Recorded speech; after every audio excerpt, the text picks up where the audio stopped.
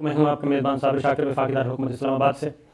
کچھ تازہ ترین خبریں ہیں جی، اسرائیل اور فلسطین اور یروشلم میں کیا ہو رہا ہے، قبلہ اول مسجد اقصیٰ، یہ صورتحال، اور اس میں اب تک کی تازہ ترین صورتحال کیا ہے اور کس کا پلڑا بھاری ہے، اور کیا ماضی کی طرح اس بار بھی مسلم حکمران خاموش رہیں گے اور عالمی برادری یہ قتل و غارت گری ہونے دے گی۔ اس پہ دیکھتے ہیں، اس پہ بات کریں گے۔ اور اب روس کے بعد چائنا بھی میدان میں آ گیا ہے، اور چائنا نے بھی اس پہ اپنا کنسرن شو کیے ہیں اسرائیلی جارحیت پہ۔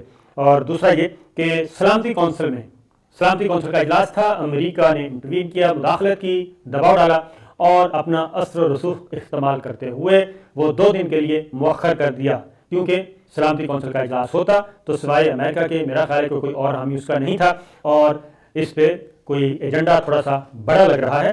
اور اگر سلامتی کونسل کو مداخلت کرنے کی اجازت نہیں دی جا رہی اور اس کا اجلاس ہی نہیں ہونے دیا جا رہا اور امریکہ اب کھل کر سامنے آ گیا ہے، تو پھر اس کا مطلب یہ ہے کہ یہ پہلے سے ویل پلانڈ اور پلاننگ کے ساتھ کیا گیا معاملہ ہے، اور یہ آنن فانن نہیں ہوا، سوچی سمجھی پلاننگ کے ساتھ یہ سب کچھ ہو رہا ہے۔ اور کیوں ہو رہا ہے اور اس کا بنیادی مقصد کیا ہے؟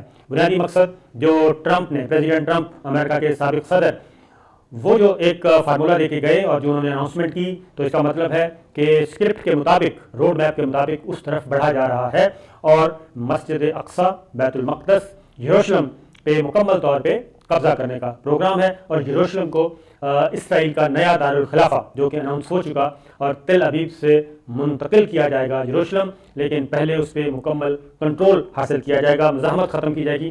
یہ ہے وہ منصوبہ بندی جس کی طرف اسرائیل اور امریکہ دونوں مل کر بڑھ رہے ہیں۔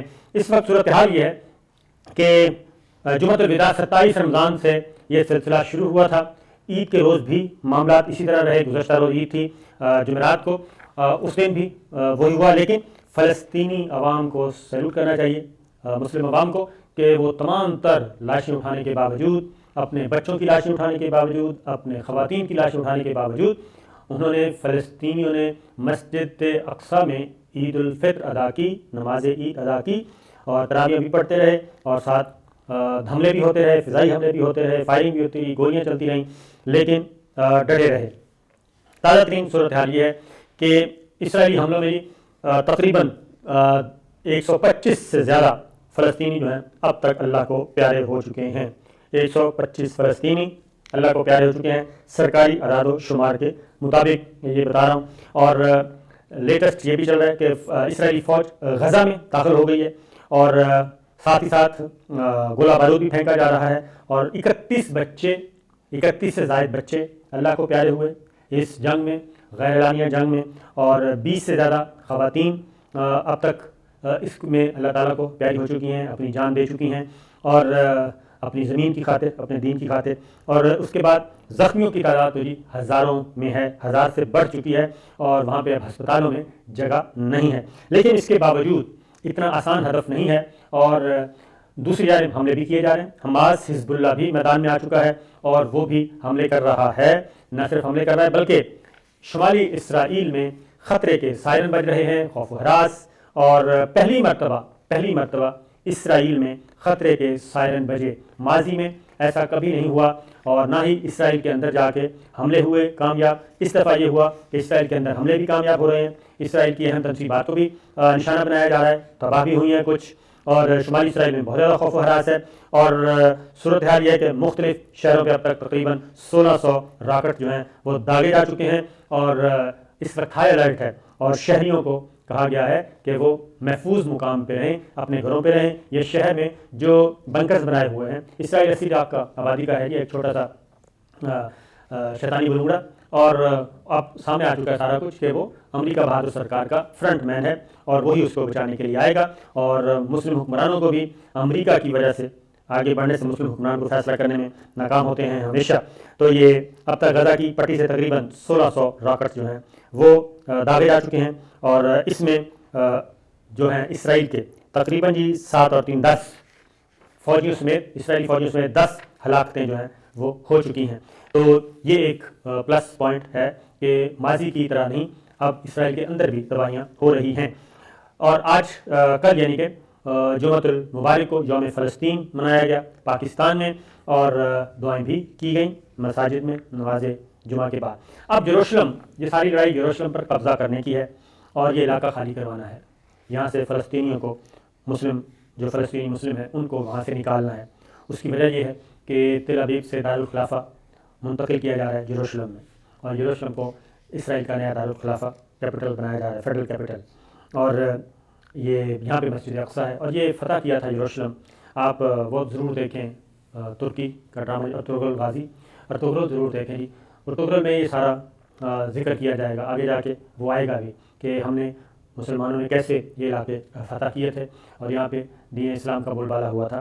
وہ ضرور دیکھیں کیونکہ اس میں بار بار بازنطینیوں کا بھی ذکر کیا جا رہا ہے. تو یہ بازنطینیوں سے ہی علاقہ 640 میں ہی یہ علاقہ فتح کیا گیا تھا. اور 640 کے بعد 50 سال کے بعد تقریباً ہاف سینچری کے بعد یہاں پہ پھر یروشلم فتح کرنے کے بعد مسجد اسے تعمیر کیا گیا تھا. اس گنبد کو یعنی کہ مسجد اقصیٰ کا جو گولڈن گنبد ہے اس کو. اور اس فتح سے قبل یروشلم بازنطینی سلطنت کا حصہ تھا اور یہاں مسیحی آبادی کی اکثریت تھی. تو اس لیے تو ضرور دیکھیے، تاریخ سے آپ کو آگاہی ہو جائے گی کہ یہ علاقے کیسے واپس آئے. خلافت عثمانیہ کا خاص طور پہ اس میں ذکر ہے اور یہ اسی زمانے کی باتیں ہیں جی.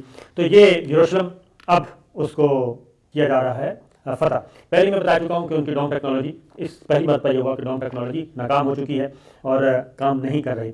اسرائیل کی زمینی فوجی لڑائی میں شامل ہو چکی ہے کیونکہ اب معاملات تھوڑے سے بڑھ گئے تھے. حماس اور حزب اللہ دونوں نے اعلان کر دیا کہ اب وہ مزاحمت کریں گے اور مزید کریں گے، اور مزاحمت بھی کریں گے. اب ہم اسرائیل کو میدان جنگ بنائیں گے، اسرائیل کی سرزمین کو میدان جنگ بنائیں گے. اس لیے اب ذرا تھوڑے سے معاملات وہاں پہ زیادہ ہو گئے. اسرائیل کی زمینی فوج غزہ میں داخل ہو چکی ہے، اور نہ صرف غزہ میں داخل ہو چکی ہے بلکہ جو فلسطینیوں کے علاقے مشرقی یروشلم ان کو بھی خالی کروانے کے لیے اب فضائی حملے بھی ہو رہے ہیں، زمینی حملے بھی ہو رہے ہیں. اور اس کی وجہ یہ ہے کہ ہو یہ رہا ہے کہ حماس، ان کو خطرہ ہے کہ حماس کو اور حزب اللہ کو جدید اسلحہ ملنا نہ شروع ہو جائے. اگر جدید میزائل ان کو ملنا شروع ہو گئے جیسا کہ لگ رہا ہے تو پھر یہ لڑائی بڑھے گی، اور یہ لڑائی انڈائریکٹ ہوگی. کوئی ملک اس میں شاید اس طرح سے نہ آئے کیونکہ ابھی تک OIC کا اجلاس اتوار کو ہے اور عرب لیگ نے مذمت کی ہے. اور خاص طور پہ طیب اردوان بہت زیادہ ایکٹیو نظر آ رہے ہیں، وزیر اعظم عمران خان ایکٹیو نظر آ رہے ہیں دونوں. اور اس کے بعد پھر کنگ سلمان ہیں سعودی عرب، وہ کس حد تک آگے جاتے ہیں اس کے بارے میں ابھی کچھ نہیں پتہ. کیونکہ صورتحال یہ ہے کہ ترکی نے، طیب اردوان نے بھی، ترکی کے وزیر خارجہ نے بھی اور وزارت اطلاعات نے بھی وہ واضح طور پہ یہ کہا ہے کہ خاص طور پہ کہ ہم یعنی کہ ترکی اس میں بڑھ چڑھ کر حصہ لے گا. اور خاص طور پہ ترک صدر نے کہا ہے کہ مسجد الاقصیٰ کی جانب بڑھتے ہوئے ہاتھوں کو ہمیں روکنا ہے، اور اگر مسلم حکمرانوں نے اور عالمی برادری خاموش رہی تو پھر یہ کیا کہنا چاہیے، یہ ظلم جو ہے جو کچھ ہو رہا ہے یہ پھر ہم معافی کے قابل نہیں رہیں گے. وہ ہیومینیٹیرین گراؤنڈ پہ بھی آ رہے ہیں اور اپنے مسلمانوں کو بھی، مسلم حکمرانوں کو بھی جگانے کی کوشش کر رہے ہیں کہ اس پہ آنا چاہیے، فرنٹ فوٹ پہ کھیلنا چاہیے اور اسے پیچھے نہیں ہٹنا چاہیے. امریکی کانگریس کے ارکان، خاص طور پہ امریکی کانگریسی رکن، خاتون رکن تھی، وہ باقاعدہ طور پہ اب TV پہ بھی بحث ہو رہی ہے. امریکہ سے اندر سے بھی آوازیں اٹھنا شروع ہو گئیں، اور ایک اطلاع کے مطابق ایک ممبر تھیں رکن پارلیمنٹ فلسطین کا ذکر کرتے ہوئے وہ باقاعدہ طور پہ رو پڑی. تو 25 ڈیموکریٹس پہلے ہی امریکی وزیر خارجہ کو خط لکھ چکے ہیں. شکاگو اور ارجنٹائن میں فلسطینیوں کے حق میں مظاہرے ہو رہے ہیں اور اسرائیل سے مطالبہ کیا جا رہا ہے کہ وہ اس ظلم کو روکیں. اسرائیلی جارحیت پر سلامتی کونسل کا اجلاس، امریکہ جو ہے اسرائیل کو بچانے کے لیے میدان میں اتر چکا ہے اور سلامتی کونسل کا اجلاس نہیں ہونے دیا اور 2 دن کے لیے مؤخر کر دیا گیا. امریکہ نے اس اجلاس کو بلانے کی مخالفت کی. تو اس سے آپ یہ اندازہ کر سکتے ہیں کہ معاملات کس طرف جا رہے ہیں. یہ ایک سوچا سمجھا پلاننگ ہے جو ایک روڈ میپ اور ایک پلان دیا امریکہ نے ٹرمپ کے زمانے میں، یہ اسی کو آگے بڑھایا جا رہا ہے. اور یروشلم پہ جو ہے وہ اسرائیل کا دارالخلافہ اس کو بنانا ہے، فلسطینی کو یہاں سے بے دخل کرنے کا ارادہ ہے. انتھونی بلنکن امریکی وزیر خارجہ وہ یہ کہتے ہیں جی کہ راکٹ حملے رکنے چاہیے. وہ اسرائیل کو کچھ نہیں کہہ رہے، حماس کو کہہ رہے ہیں کہ اسرائیل پہ جو حملے ہو رہے ہیں وہ رکنے چاہیے اور اس سے آگے کچھ نہیں. OIC کا اجلاس، ہنگامی اجلاس، ورچوئل اجلاس بلایا ہے. اور خاص طور پہ پھر طیب اردوان نے یہ بھی کہا ہے کہ ہم پوری کوشش کریں کہ عالمی برادری اسرائیل کو سبق سکھائے. اور اردوان نے نائجیرین ہم منصب سے بھی ٹیلی فونک رابطہ کیا. پیوٹن سے بھی کیا، دیگر عالمی رہنماؤں سے بھی بات کر رہے ہیں، تو سب سے زیادہ متحرک جو ہے وہ محمود کیا کہنا چاہیے ترکی ہے، اور اس کے بعد پاکستان ہے۔ پاکستان بھی در پردہ کوششیں کر رہا ہے، ڈپلومیسی سے کام لیتے ہوئے سارے کام آگے بڑھائے جا رہے ہیں، اور پاکستان بھی چاہتا ہے کہ اس ظلم کا حساب ہونا چاہیے۔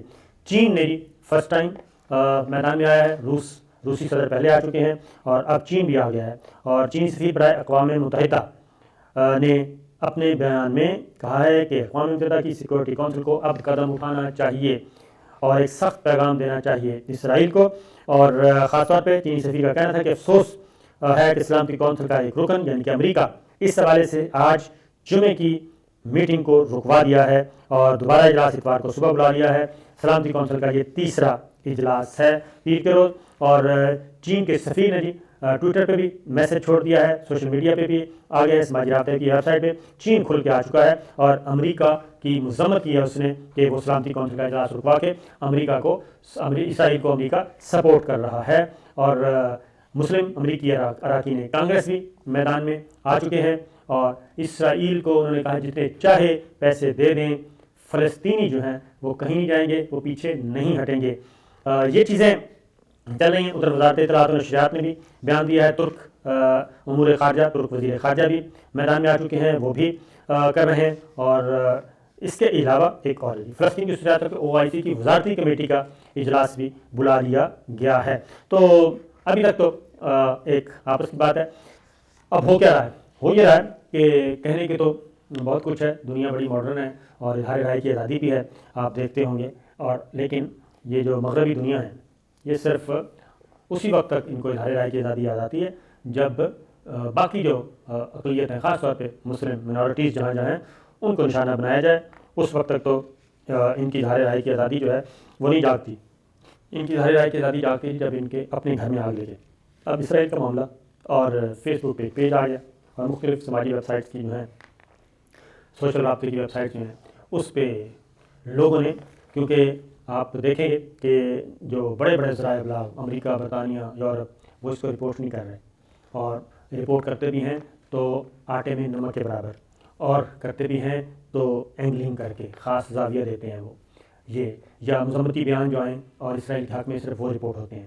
وہاں پہ بچے مارے جا رہے ہیں، خواتین اللہ کو پیاری کی ہو رہی ہیں، سب کچھ ہو رہا ہے، لیکن یہ رپورٹ نہیں ہوتا۔ اور پھر لوگوں نے مدد لی سوشل ویب سائٹس کی، تو وہ بھی اب بلاک کرنا شروع کر دیے، پیج کے پیج بلاک کیے جا رہے ہیں، کیونکہ ان کو اپنی شکست جو ہے جی وہ نہیں دیکھنی پڑتی، کیونکہ اس وقت صورتحال تھوڑی سی دوسری جانب کی معاملات ایسے ہیں، لہٰذا وہ کہتے ہیں کہ پبلک نہ اٹھے، جبکہ پبلک کو نہ پتہ چلے کہ ہم نے کتنے بچے مار دیے، کتنی خواتین مار دیں۔ اگر ان کو پتہ چل گیا تو ذرا صورتحال کنٹرول سے باہر ہو جائے گی۔ دیکھتے ہیں کیا ہوتا ہے، اجازت دیجیے۔